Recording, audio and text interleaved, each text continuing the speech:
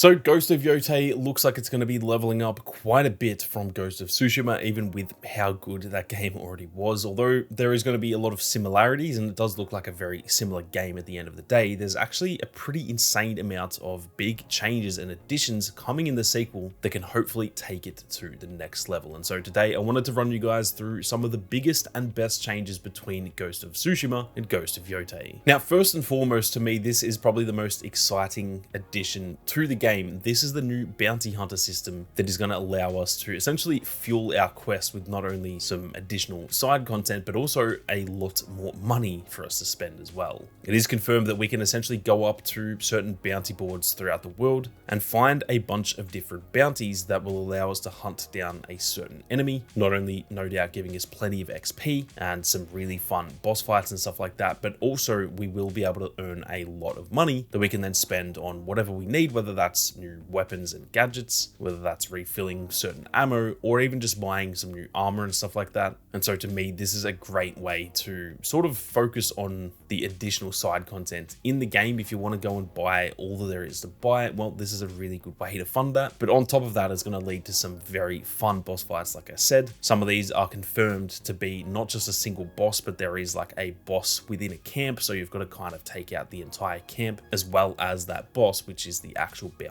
as well. So to me, this is one of my most anticipated parts of the game. Any game that has a bounty system, to me, I absolutely love it. It's such a fun way to just put a bounty on someone's head, go and kill them, have a really cool little fight sequence, but then also get some really cool rewards. And I'm really excited to see how this plays out in Ghost of Yōtei. Now, on top of that too, there are also then plenty of additional side activities that weren't really available in the first game that we can find throughout the open world. Now, there will be plenty of stuff that was in the first game, so you can expect plenty of those same side activities, but there is plenty of new stuff that has been confirmed. There's stuff like the Altars of Reflection, where we can go and essentially unlock some new skills. There's even the ability to paint pictures of the landscape, which will no doubt give us some sort of bonus. And there's even some smaller mini games as well that will allow us to pretty much win money as well, essentially like gambling within the world, which I think is going to be a lot of fun. And so if you guys are big on the side content in these sorts of games and you enjoyed that in Ghost of Tsushima, well, I think it's going to be even better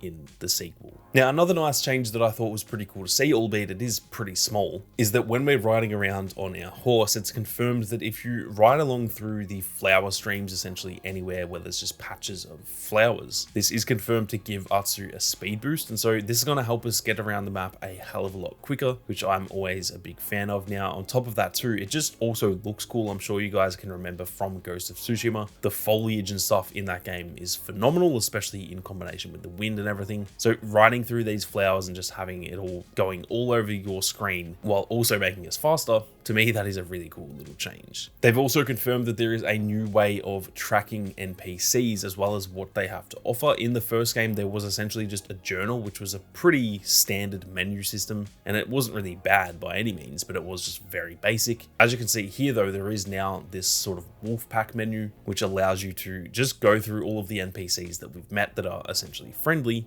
And from here, you can see what they have to offer, whether that's side missions, whether that's specific items they can give you or stuff you can buy from them. And this looks like a really fun way to actually keep track of all of those NPCs. They can also come and meet up with you at your camp, which I'll talk about a little bit more in a second. But to me, this is a much better way of doing it in the first game. Again, not that it was bad in the first game, but it was just very basic. This feels like they are kind of trying to change things up quite a bit, and to me, it looks very promising. Now, something else that is very exciting to me, and realistically, this is probably the single biggest change that is coming to Ghost of Yōtei, is that we do finally now have new weapons that are going to be playable in this game. Obviously, in the first game, we could really just only use the katana or like bows. There were certain other little weapons we could use, but in terms of a hand-to-hand weapon, we really could only use the katana, and instead there was the stance system that allowed you to pretty much change the way that you used that katana. Instead of the stance system in this game, they've kind of gone even further than that now, where we can actually change the weapons that we're using. So we can obviously still use a katana, but on top of that too, the other confirmed weapons are that you can actually run a dual katana setup, essentially using a katana in each hand, which is going to be very cool to see. We can then also use an odachi, which is essentially a greatsword, a very big katana at the end of the day. There's also then a Kusarigama, which if you guys played Assassin's Creed Shadows earlier this year, this was pretty prominent in that game as well, and it was very fun to use. For those who don't know what a Kusarigama is, it's essentially like a ball on a chain with a little sickle at the end, meaning that there are essentially multiple ways you can use this one weapon, whether it's just using the sickle, whether it's using the actual ball and chain to sort of whack enemies in the head. There are plenty of different ways to use it, and it looks very promising in this game. And lastly, there is also then a Yari, which is pretty much just a spear, which also looks like a lot of fun, and it is confirmed we can pretty much throw these as well, which is going to be a lot of fun. On top of that too, there will obviously be plenty of new gadgets. One thing that we've seen so far is the blinding powder, where you can essentially just throw powder in an enemy's face and they will become blind, and no doubt there's going to be plenty more little gadgets like that that weren't in Ghost of Tsushima. Now, before we go any further, if you guys are interested in more Ghost of Yōtei content and you are new to the channel, be sure to hit that subscribe button. There is plenty more content on the way, so make sure you don't miss out. Now, still staying on the topic of the weapons, it is also confirmed that we can now pick up weapons from the floor, which is something that we couldn't really do in Ghost of Tsushima. It is also confirmed, like I said earlier, with, for example, a Yari, you can even throw these at enemies. And so it's going to be pretty cool to be able to use our own weapon. Maybe you kill someone with one of these spears, and then you can just go and pick up their spear and throw that at a different enemy. It feels like that is going to really open up the combat to some very cool little combos and stuff like that. And to me, it looks really promising. The fact that the combat was so good in the first game and yet it feels like they're expanding on it so much in the sequel, that definitely has me very excited. Another addition to the combat as well is there is now the ability to disarm enemies, but also we can be disarmed as well, and that's something that I haven't really seen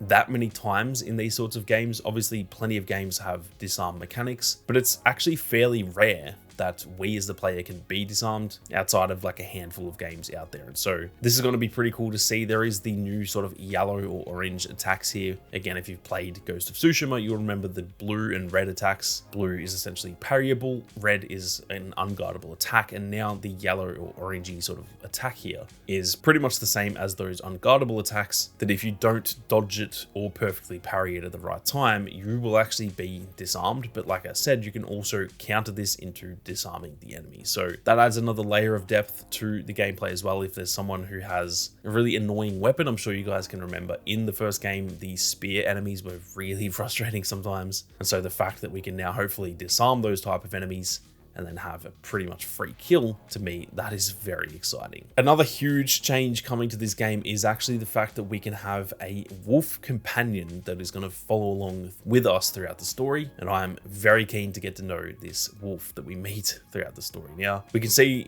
sort of clips of the wolf following along and sort of just tagging along in our story. But something else that is really cool is we can even see some footage where the wolf will help us in standoffs, which is awesome in my opinion. If you haven't played the first game, a standoff is essentially where you can go up to a group of enemies, and if you don't attack them straight away and just press, I think it was up on the D-pad, you'll then enter into a standoff, and then you'll both just stand there, and as soon as they make a move to attack you, if you attack at the right time, you can just instantly kill them, and you can also chain those together. But the fact that we can now do this with the wolf, where he will essentially take one of these enemies for himself, that is going to be really cool, and it's going to be a great way to just absolutely delete enemies if you're kind of chaining these together while the wolf is also helping you out. Now, quickly touching on what I mentioned earlier about the camp system, there is a new camp system in this game where we can essentially set up camp whenever we want. And although that's pretty cool in itself, the best part about this is that you can now essentially summon NPCs to come to you at the camp if they have something good for you. For example, if they have like a side quest that you want to get, or if there's an item they want to give you, rather than having to fast travel around the map and find those certain NPCs, which might all be spread all around the map. Well, now we can essentially just summon them to us, which is going to make it a hell of a lot easier. So I'm very keen to see how that plays out. Now, another cool mechanic that we don't really know too much about just yet is the ability to essentially go back in time to Atsu's younger self. As you can see in these clips here, where she's essentially traveling between the current day and some memories from her younger self. Now, I don't know if this is tied to like only specific missions or certain areas of the map or something, or if we can just literally do this whenever we want. They haven't really said too much about it just yet, but it does look really, really cool to me as a mechanic that I haven't really seen done in too many games prior. I remember actually some of the old Assassin's Creed games did have a pretty similar system to this, but this looks like it is a lot more in depth. Again, we don't know how deep it actually goes, whether we can do this at any point or not, but it looks like it's going to add a lot to the story, which I'm very excited to see. It kind of looks like we'll be getting a few running plot lines throughout the story where we're getting like the modern day plot lines, but then we can also link that back to some of her younger memories. And to me, that sounds very exciting.